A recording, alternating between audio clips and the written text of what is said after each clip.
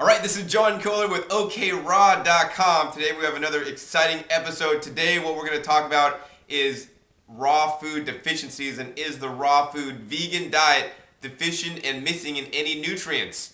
So we have Kailash Niels on this side, and we have Rick Dina over on this side. My name is John Kohler, and first we're going to go to Kailash. And Kailash, is the raw food diet, based on your experience, deficient in any nutrients?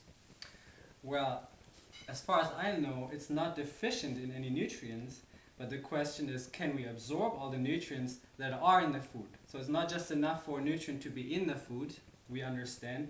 The body needs to be able to absorb it. And so for the longest time, now I've been doing this for 15 years, I'm 33 years old now, and I'm lifelong vegetarian, and my thinking was very dogmatic. I was thinking, in this lifetime, I'm not going to take any supplements. And I was very clear about that. And so I went many years, I had my blood tested from time to time, and everything was fine. So I was very happy, I stuck to my beliefs. And then at some point, I began to see the B12 go lower and lower within the range.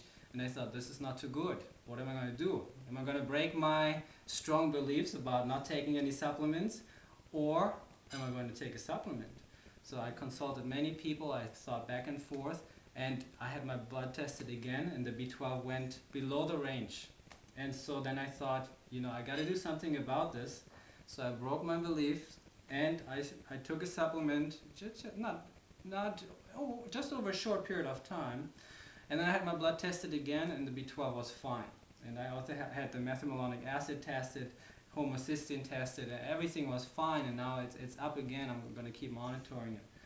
So unfortunately, I really would have liked to believe that we can get the B12 from the food, and my understanding is that some people can, and they don't need to take any supplements of anything. However, I noticed I needed to take the B12, and I eat sauerkraut. Supposedly we can get some from it. I eat dolls almost every single day, which has B12. I eat seed yogurt and other foods, and I eat food that's grown in soil, composted soil that we make ourselves. And yet, I did not get the enough B12, or my body wasn't able to absorb it. So I went to take a supplement. Then John, actually, I think it was last year, you pointed out that there's some people in the movement that are vitamin D deficient. So I thought I should test myself and find out if I'm deficient as well. I live in Puerto Rico, and there's a lot of sunshine there, and yet I know people who don't go into the sun, and they're D deficient. It's not enough to live in a sunny climate, you need to go into the sun.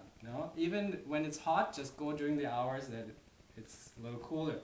So anyway, I had my vitamin D tested, and it was perfectly fine. It was perfect in the range. So, and I spent a lot of time in the sun. And so, thank God I didn't have to take any vitamin D supplement. The only other nutrient that I was a little bit deficient in was the zinc. And I took some, I have to check it again. Everything else, cholesterol, potassium, sodium, and on, all those things were in a healthy range. And again, I've been doing this for quite some time now. All right, great, Kailash. Thank you. So I guess I'll go next. What is the raw food diet deficient? Well, it depends largely on yourself and what you're eating. I mean, you could be into raw foods and eat dates and almond butter all day, or you could eat 30 bananas today and some romaine lettuce tonight for dinner, and eat 30 bananas tomorrow and romaine lettuce tomorrow night for dinner. And you're going to really have a limited amount of nutrients that are going into. So I really encourage everybody to eat a wide variety and eat different foods every single day, so you get a spectrum of nutrients and antioxidants and all kinds of different nutrients coming into you. That being said, I've been doing this for 15 years, and I also, like Kailash, have been getting my B12 checked regularly. And I also found out that, and I grow a good portion of my own food, don't wash it sometimes, and take probiotics and other things. And I've found that even I was low in B12, so I started taking a B12 supplement because I needed it. And that's the other point I want to make is, never take anything for granted. We always want to get checked out and see where we're at before we start raw foods, or even right now, today, you could go out to a doctor and get checked. I think Rick actually does do the testing. Within a few months, I'm gearing up to get that going. He'll be doing getting people tested, and you could go to Rick. He'll interpret that and everything for you to find out where you're at, because that's the most important thing, to find out where you're at and then to make it better. Whether you could do it with whole foods or whether you got to take a supplement, there's always a way, is what I like to say. So besides the B12, I noticed I was a little bit low in the vitamin D. I live in sunny California, where it is overcast part of the year and rains a lot in the wintertime. And so I try to be out in the sun more. And with this big fear of the sun and sunscreen and covering up because the sun, you're gonna get sunburned. I think the world in general is probably vitamin D deficient, and there are studies to show that not just raw food are vitamin D deficient, but everybody is vitamin D deficient, probably for many reasons. So I did start to take a vitamin D supplement, as well as strive to get more sun in my diet. The other thing I think people into raw foods may be deficient in are the essential fatty acids. And that can be because if they eat, too much of the wrong kind of fats or too little of the good kinds of fats. But, once again, if you get checked out, you can find out where you're at. And I wasn't necessarily deficient in any minerals when I've gotten checked. But, I think we should all just be smart about this and not just have this dogmatic thing, if I eat raw, I'm going to be healthy. We need to check it out and find out for ourselves. So, Rick, what would you like to add to that? Yeah, well, sort of in our 100-hour Science of Raw Food Nutrition curriculum, we probably have 6 or 8 hours worth of the big 3 in terms of deficiencies, which can happen within the vegan community and without. And so those are what you guys touched on: B12, vitamin D, and essential fats. So we don't have 6 or 8 hours here, but just a couple of points I'll cover here is, let's start with vitamin B12. So study was done about 10 years ago. It's called the Framingham Offspring Study. People in Framingham, Massachusetts have been being studied since 1948. Many of you have probably heard of the Framingham Heart Study. They're on their 3rd or 4th generation at this point. And the Framingham Offspring Study showed that they tested 3,000 people who were on an omnivorous diet, and omnivores and vegetarians and vegans, but just 3,000 people. And what they found is that 39% of these people were low in vitamin B12. Now, what's interesting is it's estimated that about 1.4% of the U.S. adult population is vegan. So let's just say, hypothetically, the entire vegan population was B12 deficient. That's not true, but let's just hypothetically say that is true. Well, then, of that 39% of the people they tested that were B12 deficient, if 1.5% of them are vegans, then 37.5% of the total population who aren't vegans, who are omnivores, are B12 deficient. So it is absolutely by no means a vegan issue. It is true there's not normally a reliable source of vitamin B12 on a vegan diet, but we store it in our livers potentially for decades. So in any case, ultimately, the bottom line is B12 is a deficiency, is an issue of modern living. It is by no means just a vegan issue. It can be an issue for everybody. These guys covered vitamin D pretty well. I'll talk a little bit about essential fats. And particularly, most people are getting too many omega-6 fats, and many of you have heard that those are pro-inflammatory. And we're not getting enough omega-3 fats. And omega-3 fats tend to be anti-inflammatory. That's particularly the omega-3 fat EPA, or eicosapentaenoic acid, for those of you who like the technical stuff. And there's another extremely important omega-3 fat called DHA, docosahexaenoic acid, and that is largely responsible for helping our hormones work properly, helping our brain cells work right, helping our vision. Extremely important.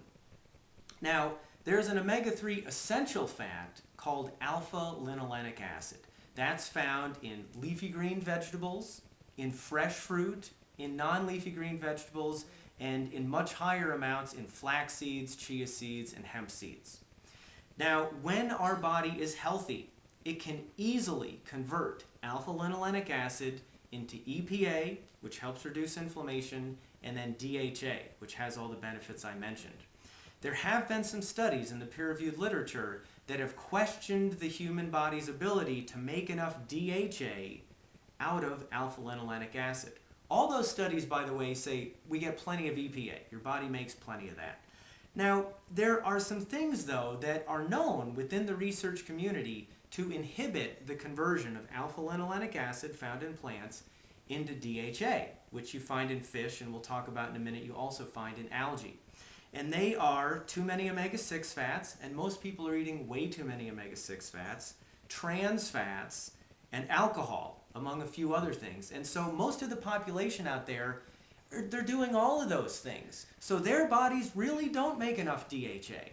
If you look at some healthy people who don't do those things, have a healthy 6-to-3 ratio, don't consume trans fats, and don't consume alcohol, you know what you see then? You see plenty of DHA, and not just in the bloodstream, but in the cell membranes. And I have several case histories to prove that, and our students who take our Science of Raw Food Nutrition classes see that up on the big screen. Now, if you do get one of these cell membrane blood fat profile tests done, and you find that you're DHA deficient, the good news is, if you do want to still be vegan, is that there are several algae-based DHA supplements available where you can get the DHA right from the algae, which is the original source. That's where the fish get it from anyway. So that's the good news there. It really doesn't need to be a concern. If you're doing everything right, your body should make enough, but just in case you're not, there's many algae-based supplements available. So that's sort of omega-3s in a real quick nutshell. All right, great. Thank you, Rick. So there you heard it, some of the possible nutrient deficiencies in the raw foods diet. And to counteract this, Rick, how do we do that? Basically, like we've all been talking about, you eat tons of vegetables, tons of greens, as many as you can possibly get in. Eat giant salads, blend them, juice them. You can even steam them if you want, if you're not committed to being 100% raw. It's a great way I get more greens in. And you do all the other healthy things. Get enough sleep, enjoy your life, don't obsess about your food, make sure it's a means to an end, not an end in and of itself. Develop some good relationships, get enough sleep, get some exercise, do all that good stuff, and get yourself tested periodically for the basic things to see if everything's where it should be. And if it's not, you modify your diet, you take a supplement, you get some good guidance, and you make sure everything's working for you. It's really pretty much that simple. It's pretty much that simple. Rick said it all, no reason to jump ship, say it doesn't work. If you're feeling funny, let's figure out why it's not working and correct that so it does work. And, we're 3 living testimonials of that it can work. A lot of people out there are Anthony Robbins fans. Yeah. And he's got his ultimate success formula. And it's really simple. Know your outcome. It's a good place to start. So you might be, you want to be healthy, or you want to be a vegan, you want to be a raw food vegan. Then you start taking action. And then you notice if that action's working or not. If it's not working, you know what the next step is? It's not bail out. It's modify your approach. And then you keep checking until you get your goals. Right. But within raw food nutrition, vegan nutrition, starting a new business, developing new relationships, you know what people do? They don't follow the steps. So how many people are entrepreneurs? You know how many people have tried and not made it? Because it gets a little tough and they bail. Or, oh my God, I'm low in B12 and they bail. Or my friend told me I didn't get enough protein and they bail. So if you just keep doing that basic success formula, you too can be successful. Not only with raw food, but with anything else. Everything in life. Yeah, absolutely. Right on. Collectively here, you've just heard from over 50 years of experience doing raw food successfully. Once again, this is John Kohler with OKRaw.com. Hopefully it's more apparent now to eat your fresh fruits and vegetables. We'll see you next time.